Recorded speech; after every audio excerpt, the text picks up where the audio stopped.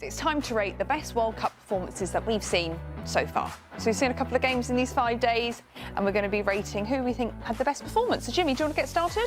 Yeah, I can go first. I am going to give a shout out to the 22-year-old goalkeeper from Australia, Pat Beach.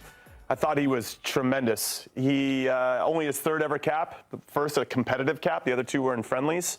So for him to step up in that moment and to take over for the captain, Matt Ryan, and be like, I'm going to be the guy, was immense. Obviously, he had 8 saves against Turkey, and that's the most by a debutant in the World Cup since 2002. The most ever for an Australian goalkeeper in a World Cup match. So he's just got all kinds of records, and he stepped up and had a hell of a performance. He made some key saves, timely saves. You need a hot goalkeeper in these types of competitions if you're going to win a game, if you're going to go on to win the tournament. So I wanted to give him all of his flowers, and I'm hopeful that he has a terrible game in the next one against the U.S. Tony, that he got all of his good saves out in this one. Show's back on track. We're giving a little goalkeeper love. So. He's trying to let Mbizo go. I'm going to go with another guy who played his first World Cup game, and that was for the U.S., and that's Flo Balogun. And maybe the fact that I saw it live gives me a different perspective. His movement was outstanding, obviously scoring 2 goals in this match. His hold-up play was incredible. His work off the ball was relentless. And just what he added to this group and what he gave this group, every time they needed an option, he was available for the U.S. team. And, of course, this is a guy that we courted for a year. We saw the basketball games and all the things that were going on to try and get him to come to the U.S. He had an opportunity to play for 3 different nations. He chose and looks like is really happy with this choice. This is where he wants to be. That's who I went with, JD, for my man so far as my best performance. What are we, 5 days into the World Cup? It's going to be him versus Pat Beach in the next game, right? So we'll see. Balogun versus Beach. I'm saying this again in a week. Me too.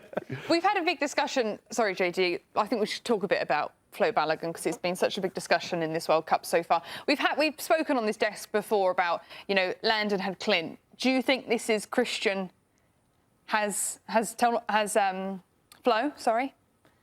Do you think that's the kind of partnership we're seeing? So far, and we've kind of seen it growing for a little while. So I don't want to be like a one-off and just in one day, we change the narrative of our history and our game, right? Because Landon and Clint were so good. But there's no doubt that when I look at this group and I look at the way that they're playing, the ideas that they've had. And really, it was hard to convince people, the Belgium game, the Portugal game, that there were actually really good signs, right? Because you look at the result and you're like, oh, no, it's not good. You lost. But there were moments when they were on the field together that we started to see some things growing. Right, but it's hard when you concede 5 goals to convince anybody that anything is growing. We just saw a manager get fired at the World Cup conceding 5 goals. So, again, it's been growing little by little. They just put it together on the day. The hope, of course, is that you didn't shoot all your bullets on match day 1, right? And that's kind of where we're at. Oh, my turn now? Yes. Oh, we balance it, right? Because I love the fact that we picked about 2 individuals that are actually going head-to-head, but I'm actually going to take it out for a second and talk about a team. And I don't want to call them underdogs anymore because I think since 2002, since they've had an opportunity to host, I think for the last 20-odd years, we've seen in glimpses that Japan can really cause an upset over a lot of teams. I mean, let's not forget that in the previous World Cup, they actually topped a group that had, Spain and Germany in. They really showcase in terms of what they can do in the big moments. And what I love about this and why I wanted to spotlight them is they're actually a team. They're actually cohesive. They're not built in terms of with a lot of industry or they've got great technicians in there, great playmakers. They understand in terms of what the system's about, and they really utilize and help each other in terms of their strengths. There's no actual individual standout players. You have players with brilliance, but there's a lot of players that are very, very good. And I love the fact that they were able to be cohesive. Now, I take a note and I start looking at their history, and they've overcome, Ghana, Bolivia, Scotland, England, Iceland, all without conceding. And, of course, we saw what they did to Brazil most recently as well. I don't want to call them an underdog anymore because sometimes, especially with the smaller nations in terms of geographically, we go, oh, maybe they'll turn up, maybe they'll do okay. I think they're going to cause a lot of problems for a lot of teams in this World Cup. And if they can get some goals, they're going to be an absolute problem. I think what's interesting about Japan playing the Netherlands in particular, Japan played more like Netherlands historically do. So they were playing the more total football. And the Dutch were playing a little bit more on the front foot, but being a little bit more vertical in how they play, not necessarily to their stereotypical style.